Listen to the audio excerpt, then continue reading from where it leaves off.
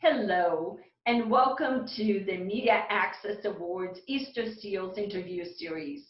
Today we're talking to the creator and actor of the Netflix series Special, Ryan O'Connell. You are in for a treat. Check it out.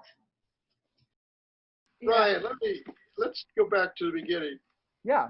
Well, pretty much know how you got this show going, but everyone who gets a show going in television, it's a different path, and yours was a unique path. Could you just lay it out real quickly how you got on television with this show? Sure. Yeah. I mean, I started out as a blogger. LOL feels very antiquated, but it was a profession once upon a time. And through writing blog posts, I got a book deal. I wrote my book, and then while I was writing my book, I got my first job writing for television on a show called Awkward on MTV. And when I was finishing up my second season of working on Awkward, the rights to my book sold to Jim Parsons' production company. That's Wonderful, with Warner Brothers attached to the studio. And we went out and we pitched Special as a half-hour comedy, and no one bought it. Surprise, surprise. Like, honestly, it really was crazy, like, back in 2015 to think, like, a gay disabled show could get made. Because, like, I always say, like, in 2015, people were just realizing that, like, women were funny. So, like, they're like, insane Amy Schumer, it's crazy. Like, misogyny, what's that? I thought it was a type of wood. So, like, I think, like, intersectionality, being queer, being disabled was, like, really, like, in 2-point font on the marginalized people list. They weren't getting into there yet. And then what happened was we sold it to a kind of digital incubator within Warner Brothers called Stage 13, and they commissioned me to write the scripts, which took a long time because I had to write 15-minute episodes, which I was not familiar with. I come from the land of half hours, so it was actually a big, steep learning curve for me to, like, learn how to condense that much storytelling into 15-minute episodes. I would not recommend it. It was hellish. But then basically I finished those episodes, and we sent them to Netflix. I mean, it was so anticlimactic because I say this, like, in a very breezy way, but, like, door to door, this took 4 years. And Right. so, and truly, there were so many moments where I just wanted to quit because it felt like, what's the point? Like, I was just like, what am I even doing? What are these short form episodes? Like, is anyone going to see this? This is gonna air at an Arby's somewhere? Who the hell knows?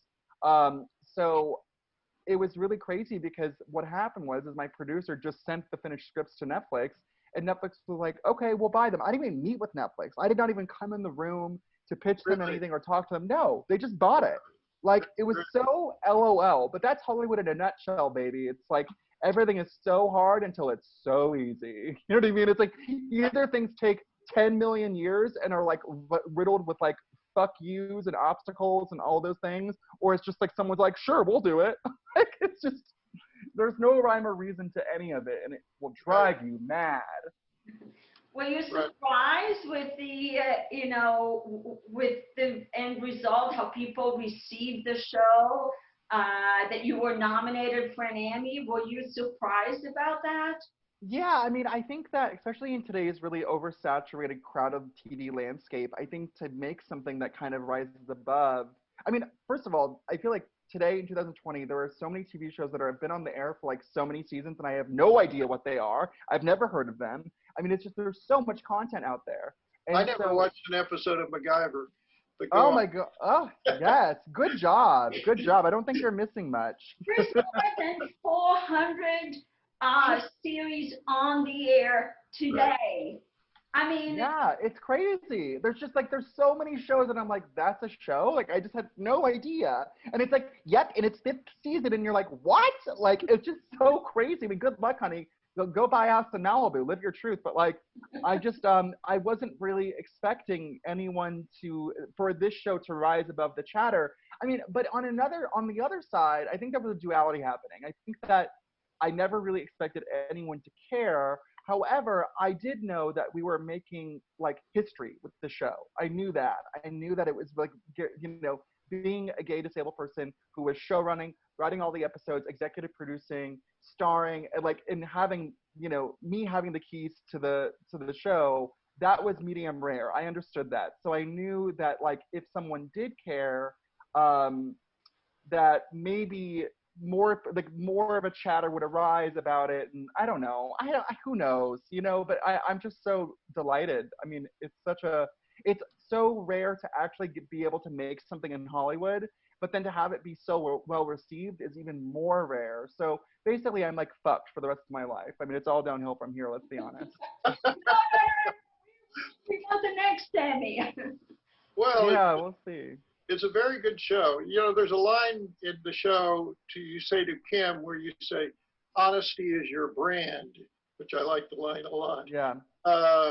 I think honesty is your brand. That's what comes across in my watching of the show. It's just that it's really just right there. It's out there. It's not hiding anything. Thank you. I mean, I think I've always been a pretty honest person, but like I think being closeted about my disability till I was, or no, sorry, not disability, being closeted about being gay till I was 17, and then being closeted about my cerebral palsy till I was 28. I think I have lived some form of a lie for the better part of my life, and I think that when I decided to come out about my cerebral palsy, when my book came out, I think I just went to the other extreme where I was like, I can't do this anymore. I can't lie about anything. I'm gonna scream everything from the fucking mountaintops, and I just like silence is how stigma thrives. It's like, and I can't abide by that anymore. And Right. it's very freeing.